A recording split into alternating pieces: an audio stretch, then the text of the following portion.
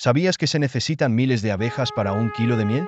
Las abejas trabajan incansablemente recolectando néctar.